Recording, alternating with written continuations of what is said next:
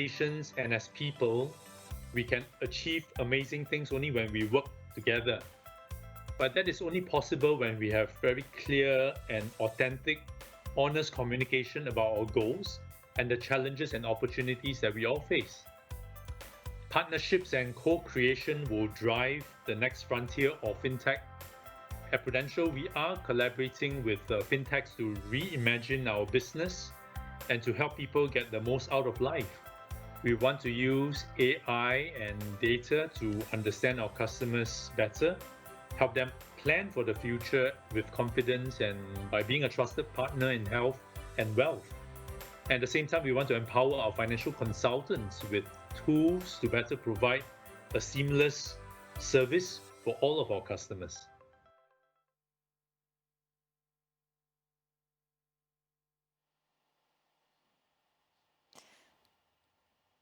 Hello again and welcome to the Global Common Channel here at the Singapore Fintech Festival. We're on day 3. It is the Impact Summit. It comes after the Economic Summit and the Infrastructure Summit. Now, financial markets are undergoing a profound transformation. Investors are increasingly incorporating the environmental, the social and the governance performance of companies into asset allocation and, of course, management decisions.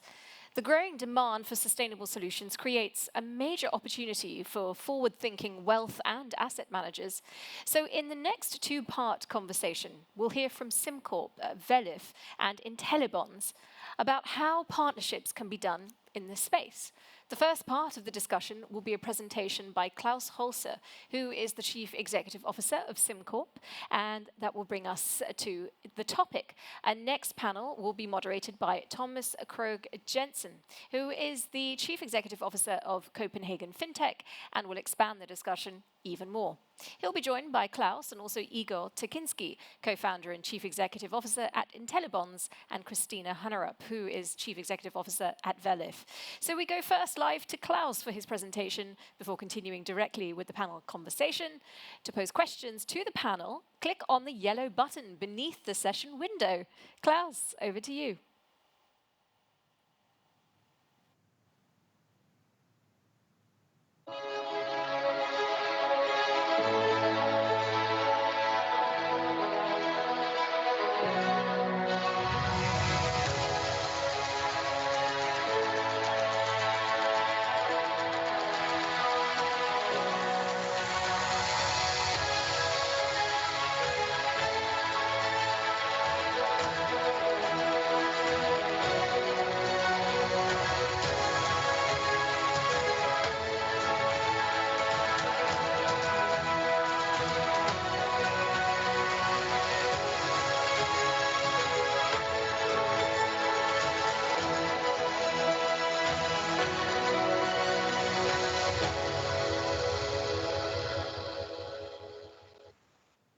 Good morning, good evening, good afternoon, or whatever time it is in your local place. We are streaming live from the Copenhagen Fintech Lab, the World Fintech Festival, Copenhagen Fintech Edition. So welcome everyone. It's a cold and gray Copenhagen morning, but it's a warm studio, so we get a little bit of the Singapore feeling here in Copenhagen, so that's nice. My name is Thomas Krogh, and I'm the CEO of Copenhagen Fintech, and will be your host for this Global Scene event. So just a few words from me around Copenhagen Fintech and what it is we are focusing on today. So we are at the Copenhagen Fintech Lab at our sustainable studio that you can see behind me. From here, we host 300 events a year in 2,000 square meters in the middle of vibrant Copenhagen.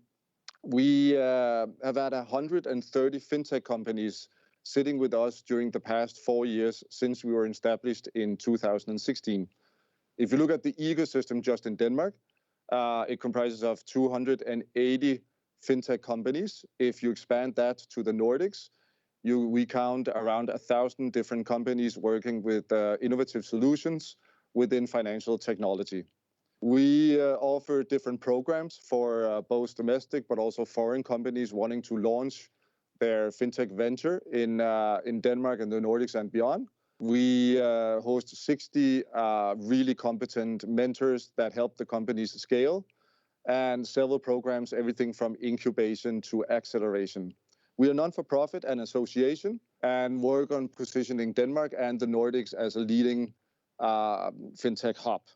So just a little bit around what we're going to talk about today, because some of the things we will touch upon in this session will be partnerships. And we have done quite a number of publications and quite some thought leadership in around this topic. So we started actually in 2019 with writing a white paper around the barriers of successful corporate and fintech collaborations.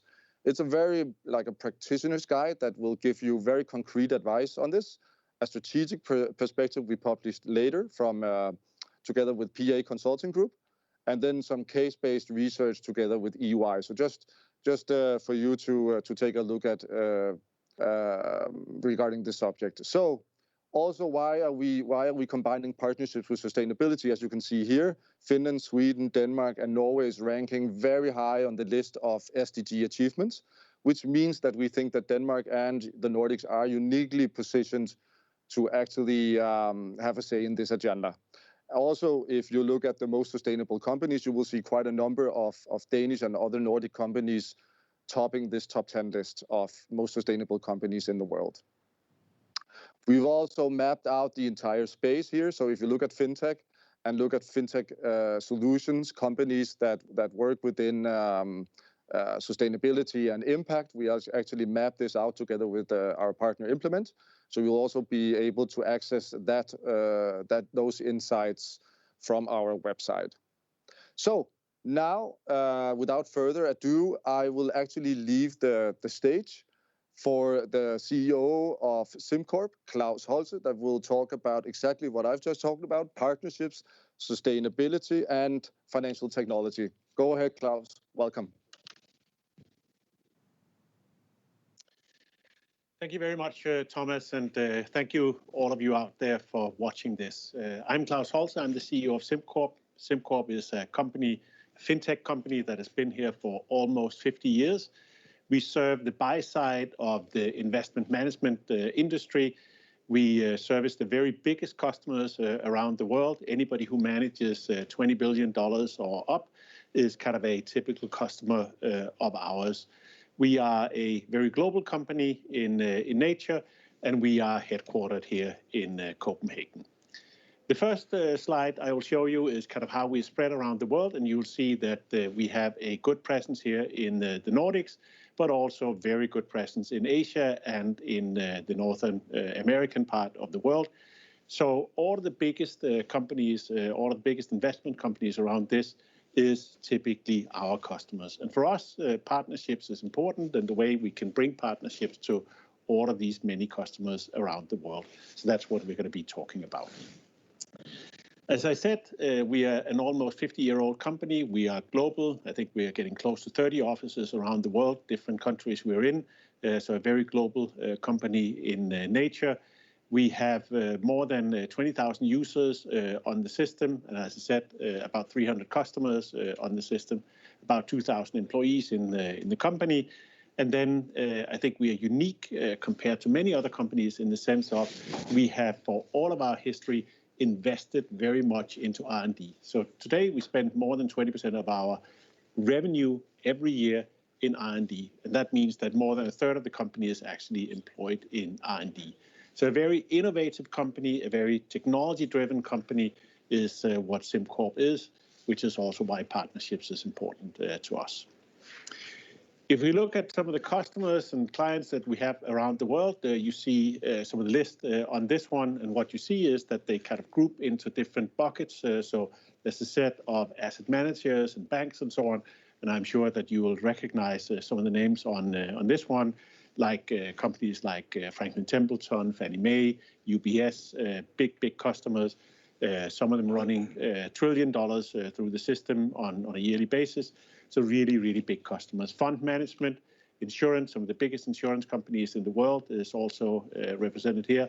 AXA, Generali in Europe, and also a number of larger US companies as well. Life and pension, you kind of take the who's who of pension in Canada, in the Nordics, and so on, and they are customers of SimCorp as well.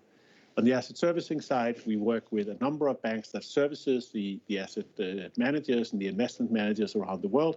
So again, as you can see, these are some of the biggest companies around the world in this space.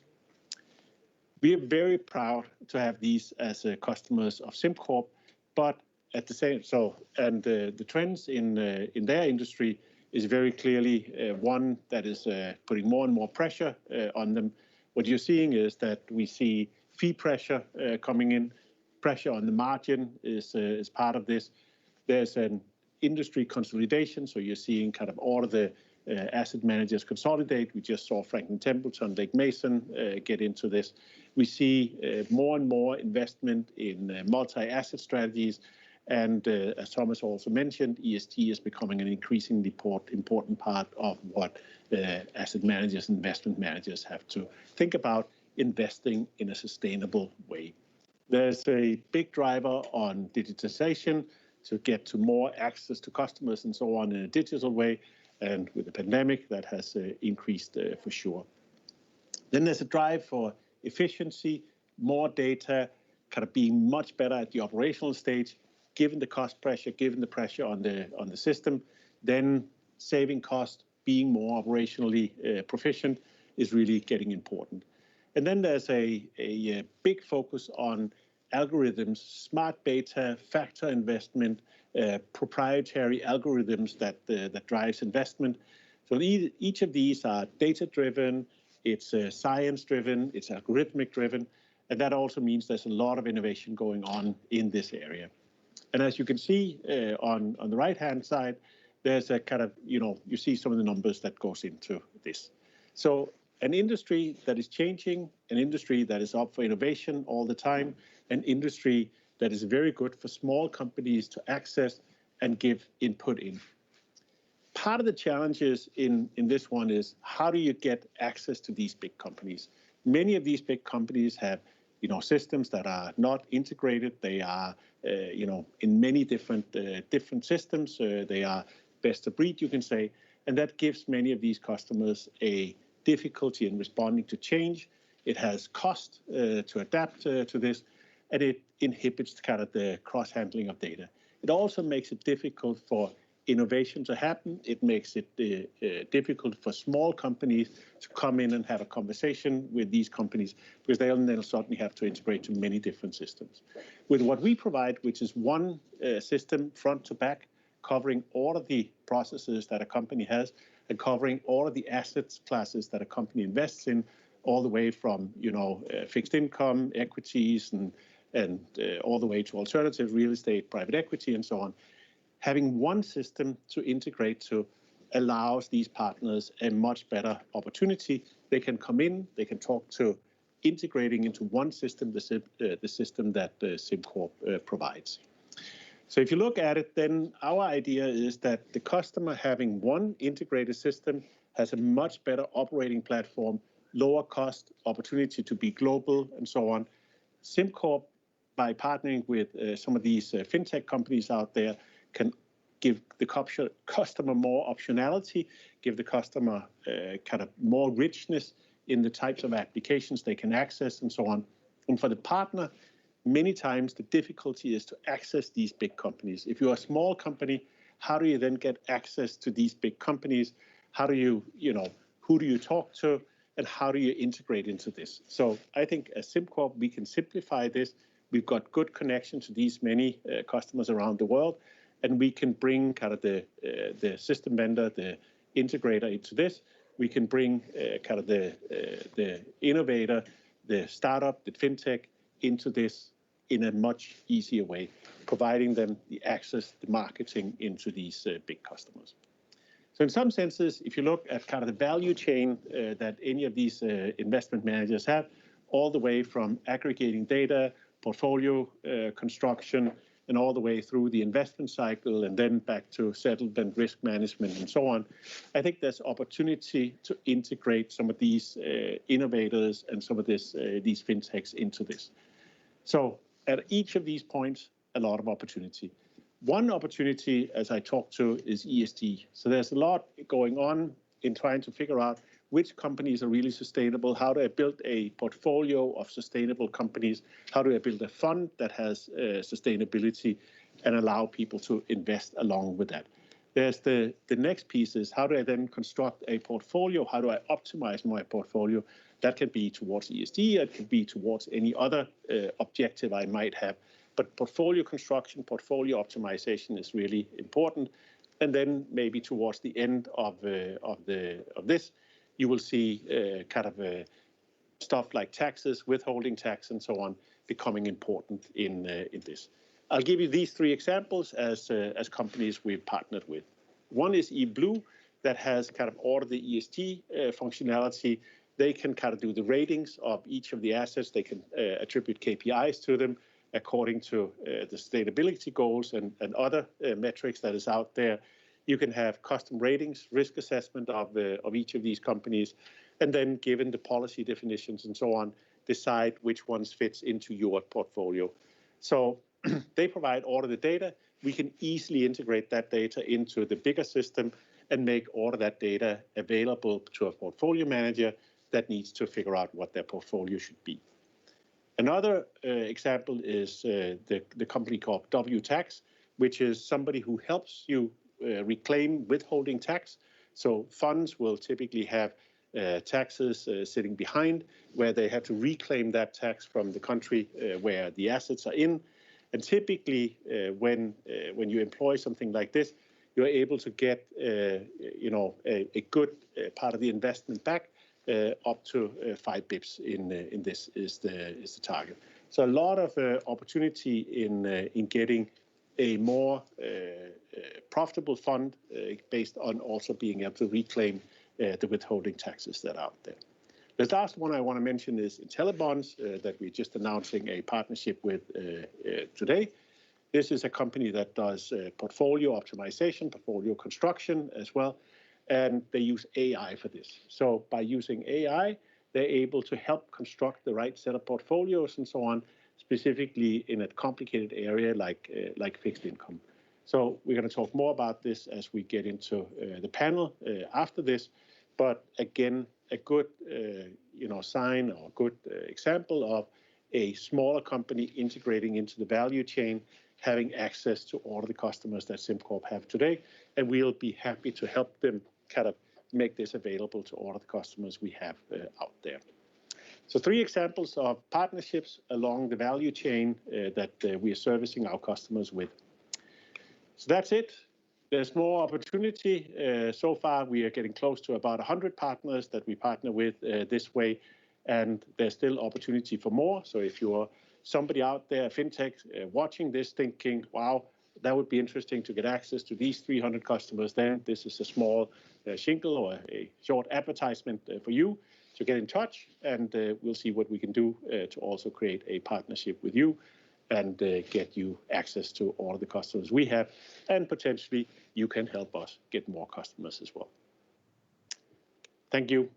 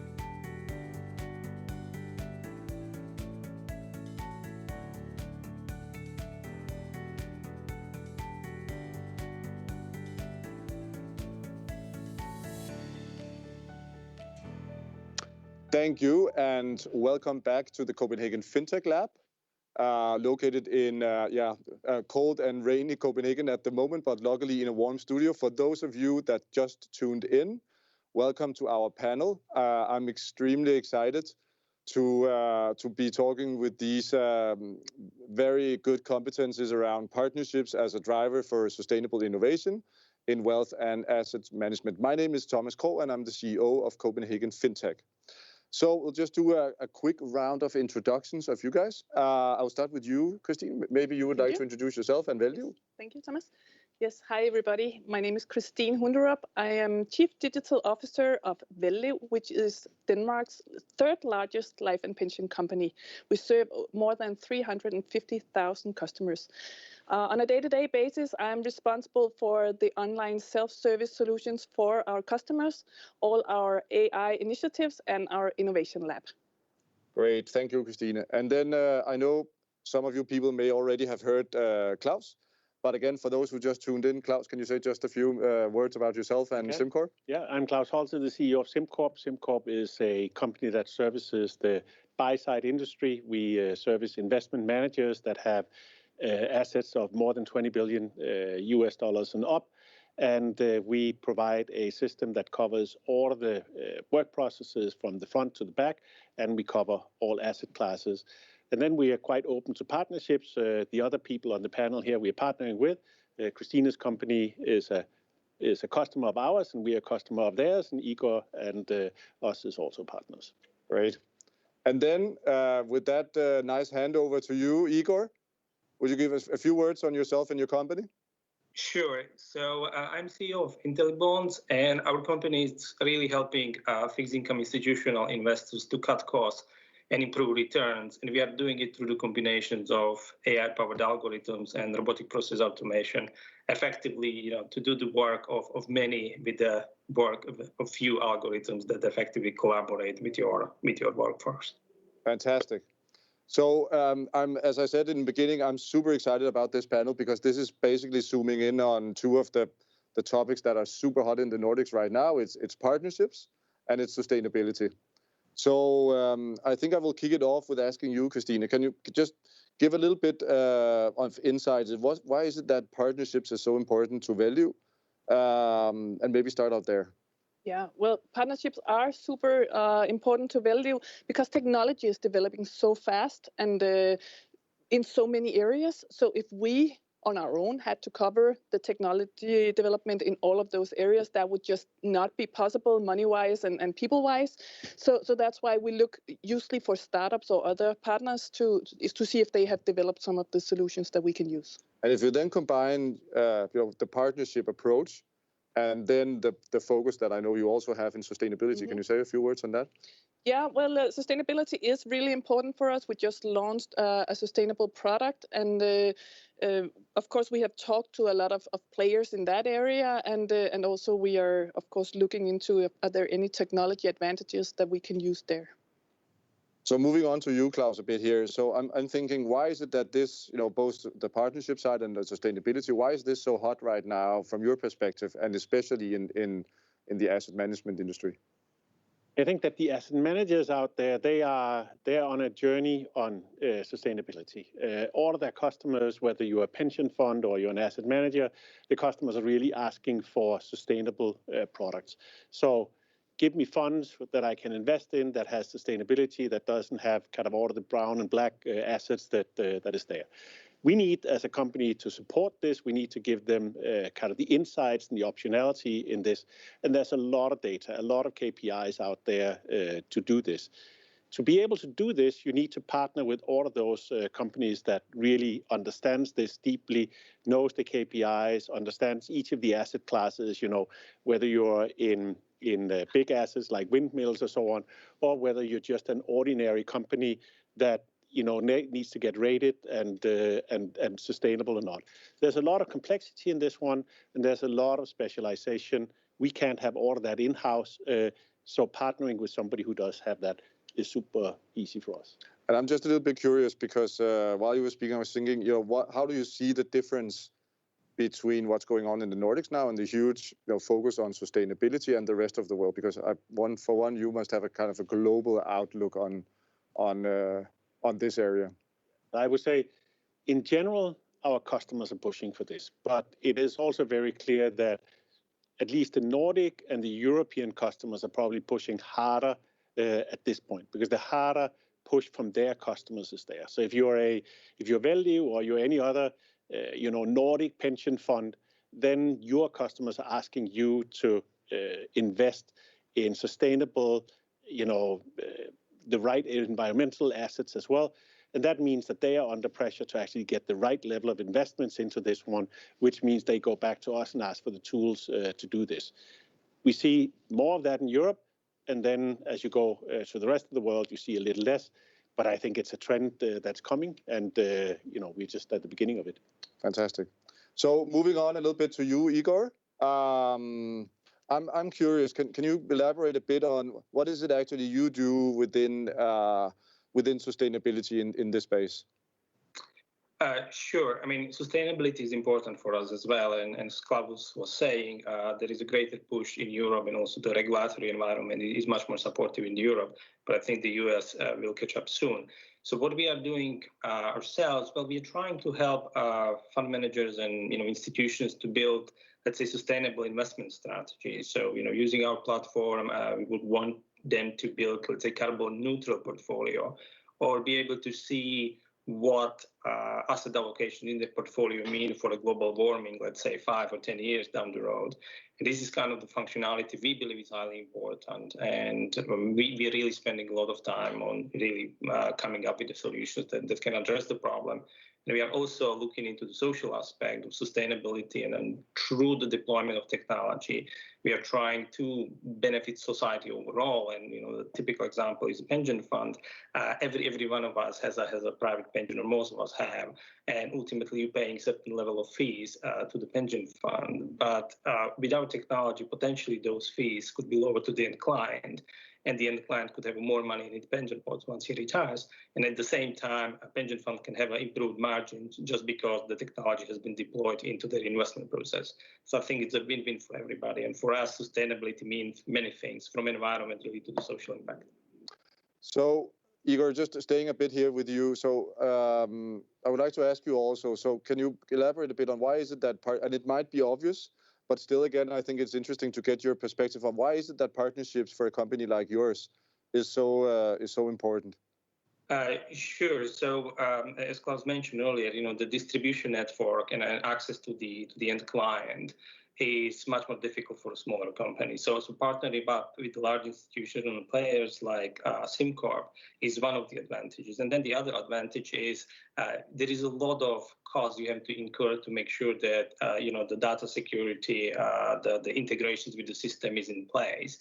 And it's often much easier to have product integrated somewhere where a client has already the solutions in place and integrated in their investment process, and they will just access us through the platform, which they already have, such as SimCorp one. So, I think this is the main attraction for us. And obviously, there is a lot of room for collaborations in many different projects because, as Klaus was saying, they cannot do it all. There is a lot of different things you can do, but a lot of different things you cannot. And it's much better to partner up and deliver solutions together faster to the end client, which will benefit SimCorp and will benefit us at the same time.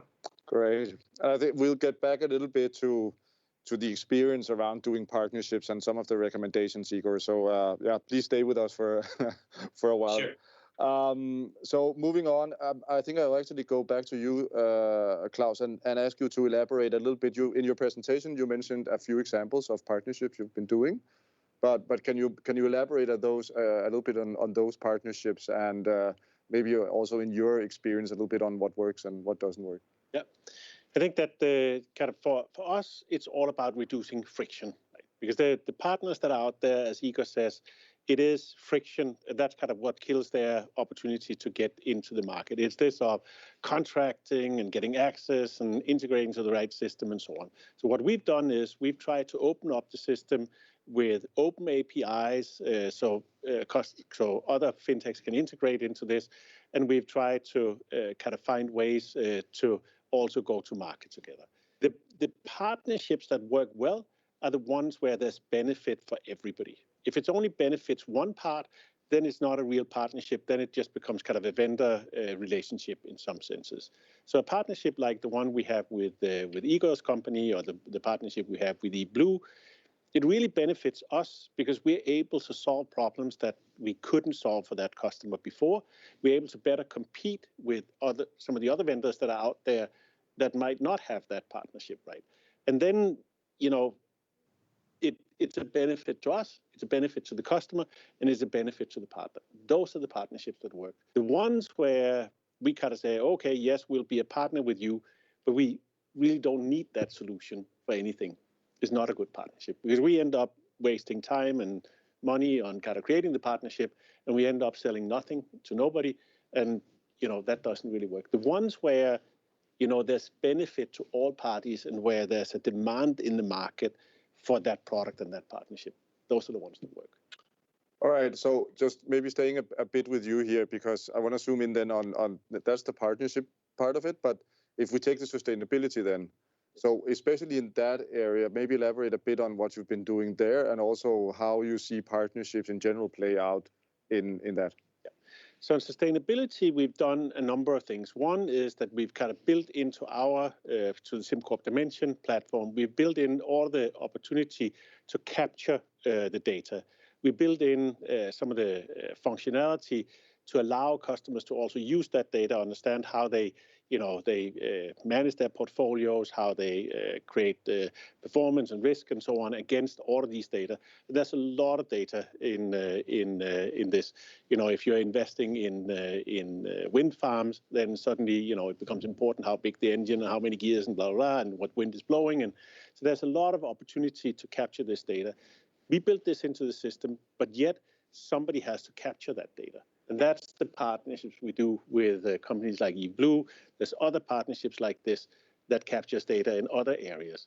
This is there's just a lot of, there's the UN sustainability goals. You can align to that. But then on top of that, there's just a lot more data that people will want to understand. Am I investing in this type of windmills or that type because I don't like this better than that? So there's a lot of, underlying data in this one. And we need to capture it all. We need to make that accessible to the ones that are going to use Igor's tools to construct a portfolio. All right, great. So jumping to you, Christina, maybe do the same. Elaborate a bit on the partnership, because I know you've done a lot of partnerships recently, and elaborate a bit on the partnerships that you entered into and kind of your experience with doing that. Yeah. Well, during the last year, we have actually entered into 6 partnerships with startups, and they are quite different in nature. So that's very exciting for us, and it's I think it's interesting to see that you can actually enter into different type of partnerships with startups. So if we start with the one where we actually invested in the company, we have invested in Granthood, and they will be selling our pension products, but in their own name, and they will actually be a distribution channel for us to reach a market that we wasn't really in before. And they will also be selling our new sustainable product. And of course, that's a partnership, as Klaus talked about, where we do some integrations and we actually exchange data, etc. So that's very exciting for us. Then we made a totally different kind of partnership with the company called Salary that do small salary systems. And actually, we just do cross-reference to each other, but no money involved. So we just made a contract that we will cross-reference to each other. Very exciting, and we both benefit from it. So as you say, that's very important for us as well. Then we worked together for a long while with InvestSuite, and they made a product for us during a POC for a new investment recommendation engine. And I think we're going to put that into production during first half of next year. And that was just very interesting to work with them and use their expertise in a field where we might not have as much expertise within Veilliv. Sure. And then we just recently entered into a partnership with Nordic API Gateway using their open banking solution through their AYA platform. And we're actually going to do, I think, a LinkedIn piece on that later this week. Yeah, so stay tuned for that. So you get the news here. Come to Copenhagen for the latest. Yeah, it is actually in production yet already, and our customer can use it to just pay. It's a one-stop shop with us where they can just pay an extra to their pension with this solution. And Nordic API Gateway is an open banking infrastructure platform that kind of facilitates payments. Yeah, okay. So the customer just stay within our platform, and then they choose their regular bank, and then they just log into their regular bank, see all their accounts, choose which one they want to transfer money from, and sign with their NemID ID, which is the online signature we use here in Denmark. Yeah. Right. So that's really cool. We also signed up with BotXO to use for a chatbot, to use their product for a chatbot. And then I think one of the more exciting is that we signed up with 2021.ai to use their Grace platform for our AI development, our machine learning development. And actually, we met Michael, who's CEO of 2021 last year at Singapore Fintech Festival when we were part of the Danish delegation together. That's why we do it. Yes. So, and actually a lot of our startups has been just by recommendation through Copenhagen Fintech and matchmaking there. So we really benefit from that partnership as well. Great. So, so maybe I think just very briefly, because I think especially what you're doing within ethical AI and together with 2021, can you just spend a few minutes on what is it actually, because there's a lot of talk about ethical application of technology, ethical AI, and we talk, but I haven't really seen anything really tangible come out of those. Yeah. But I know you have been doing some quite interesting things in that. Yeah, actually we entered into a kind of a development partnership on the Grace platform. So they provide the Grace platform, but we provide user knowledge back to them. What is it like to actually use it in everyday machine learning development? And what they did and we did together is that we have made sure that all of these EU guidelines for trustworthy AI, they have like a long assessment list. That is worked into the Grace platform. So we need to, every time we develop a model, we need to fill out this assessment list, and it's documented for control purposes and compliance purposes. And we also made then an assessment list with Veilliv's own ethical issues, IT security issues, etc. So the Grace platform provides us with a framework where I, as head of the AI development, can be sure that the data scientists, they have to follow these structures and document their work, and we can make sure that we do it in an ethical way. Right. We also document which data we use, have we anonymized them or not, and why have we used them and stuff like that. All right, cool. Yep. So. Jumping a bit ahead here, I think I will take it to you, Igor. And I think I know you've been to a lot of fintech conferences around the world, and I think this is probably not the first panel on partnerships and corporate startup collaborations you've attended. So it's always something that we discuss at these conferences, and it's always top of the list when it comes to topics. So maybe get your take on why is it from your perspective, and also as I would call it almost an expert in partnerships. Why is it from the startup perspective at least? Why is it that this is so hard? Why is it that we still need to talk so much about it? What is your experience here? Sure. So as you correctly said, I have been to many events, and ultimately you discuss partnership in every single one of them. And why it's important? Well, often, there is mutual benefit for both parties, as Klaus said. Then you have startups potentially pushing with the new technology much faster by a simply integrated solution that has been developed by someone else, or co-developing solution with someone who has expertise in the target market or in the target business area. All these things can help you to get to the end client and come up with the end solution much faster than you would be physically able to do simply by trying to educate yourself and become a business expert in a certain area. And obviously there are distribution network aspect to any partnership which we do ourselves. And the final bit, I would say, the data. I mean, the current environment is all about the data. And I was saying earlier, been talking internally with my colleagues that effectively who controls data controls everything, and effectively who can deliver a very good insights from their data is really in charge of the digital future. And we believe that just working with the data partners and having high quality data is extremely important, because when you're trying to serve your clients, insofar your data is big, the output you can deliver for a client is big. So I think the data partnership is something which is very, very important. So from your perspective, coming from numerous partnerships, why is it that it's still sometimes hard actually to make the ends meet like corporate startup? What's your take?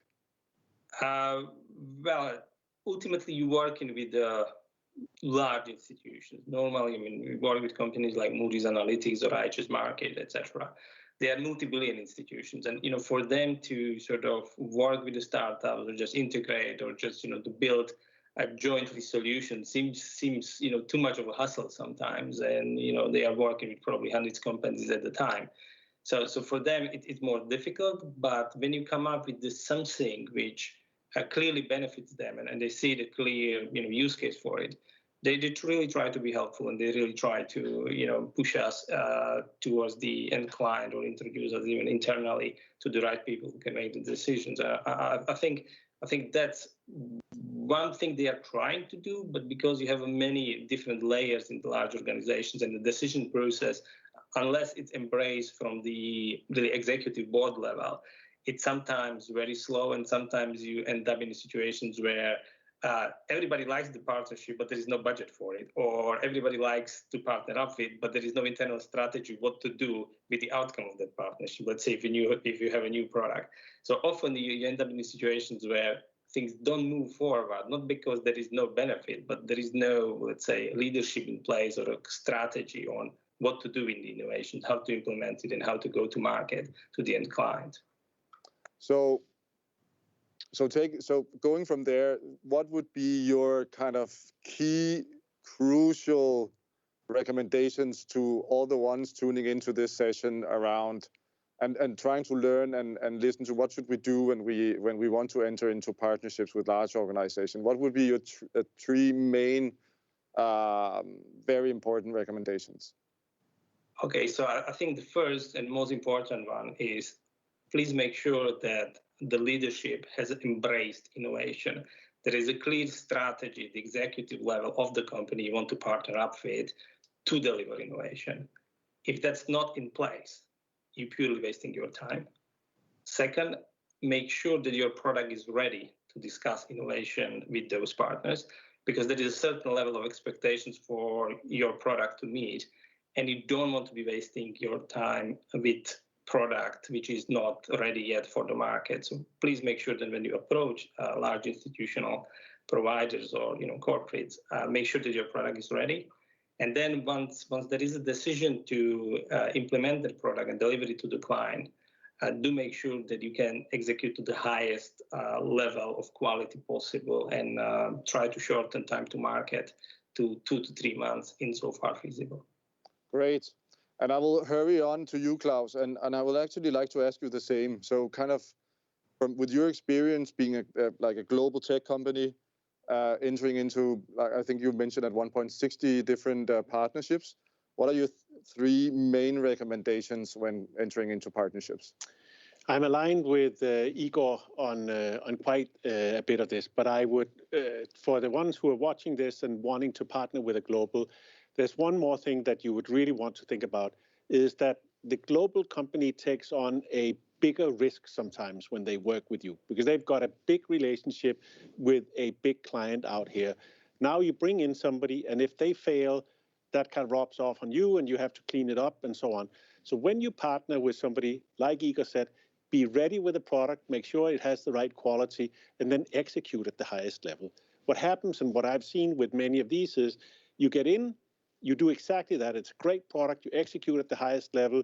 The customers, the first 10 customers you partner on, are super happy, and it spreads like a viral. It goes super fast after that. If you fail the first couple of instances, the sales force of the big company is going to go like, not for me. why would I want to ruin my relationship with the customer to partner with this company, right? So really, I think that's the optimal. And then yes, get the alignment and get the price and blah blah blah, all this. But really, once you get in there, make sure you execute, and then it goes. Right. And in one sentence, if you can distill it, Christina, one key recommendation. I think top management commitment, as both Igor and Klaus said, but also I think our success is based on the fact that we don't stress it. We don't have a KPI that we need to enter into 2 or 3 startup corporations each year or so on. We meet a lot of startups, and then it's a lot of based on chemistry. Do we like the people we meet? Do we trust the product that they present to us? And then we work from there. So that's my recommendation to the incumbents out there who wants to work more with startups. Great. Thank you, Igor. Thank you, Klaus. Thank you, Christina. Thank you to all of you guys out there that joined us for this session. Stay tuned. There's a lot more to come on our hyper local channel. Thank you so much, everyone. Hi from Copenhagen Fintech Lab. You, everyone in Copenhagen. That was a great conversation. And that's right, they're continuing on the hyperlocal channel. You can check that out on this platform. So that wraps up the 2-part segment that we have today, featuring SimCorp and views on partnerships as a driver for sustainable innovation in wealth and capital management. Currently happening now at the TPI Software Showcase is a session on open banking. It's discussing trends and outlook for the transformation of the banking industry.